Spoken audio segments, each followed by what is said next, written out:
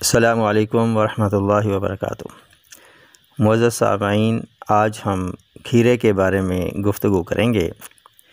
کھیرا میں پائے جانے والے اجزاء میں water, potassium, manganese, fibre, vitamin C, vitamin K, vitamin A, magnesium, carbohydrates, sodium, calcium, iron, copper, phosphorus اور وٹامن B1 شامل ہے۔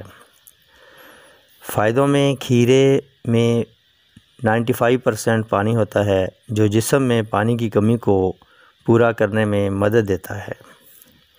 کھیرا اور لیموں کھانا ORS کے قائم مقام ہے جو کہ ڈائریا میں استعمال کیا جاتا ہے، جسم میں پانی کی کمی کو پورا کرتا ہے۔ گرمیوں میں کھیرا بکثرت بطور سلاد استعمال کیا جاتا ہے۔ کھیرا اینٹی انفلامیشن تاثیر کا حامل ہے۔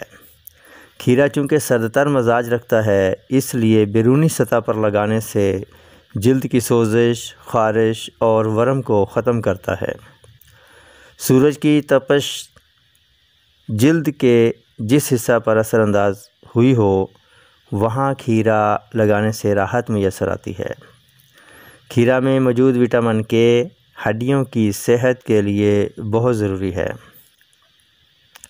انسانی جسم وٹامن کے استعمال کرتا ہے جب ہڈیاں بن رہی ہوں، اس لیے خواتین پریگننسی میں کھیرے کا استعمال کریں تو زچہ بچہ دونوں کے لیے فائدہ مند ثابت ہوتا ہے۔ کھیرا متعدد اینٹی آکسیڈنٹ کا حامل ہے اور وٹامن سی کی کچھ مقدار پائی جاتی ہے جو کہ امیون سسٹم کے لیے فائدہ مند ہے۔ پوٹاشیم دل کی صحت کے لیے بہت ضروری ہے۔ کھیرا پوٹاشیم کی کچھ مقدار اپنے اندر رکھتا ہے، اس لیے دل کی صحت کے لیے بہت ضروری ہے۔ اگر کھانے میں مسالہ جات زیادہ ڈالے گئے ہوں جو کہ معدہ کے لیے نقصان دہ ثابت ہوں تو ساتھ کھیرا کھانے سے وہ مضرت دور ہو جاتی ہے۔ کھیرا ہائی بلڈ پریشر کو کم کرتا ہے۔ لو بلڈ پریشر والے مریض کھیرا احتیاط سے استعمال کریں۔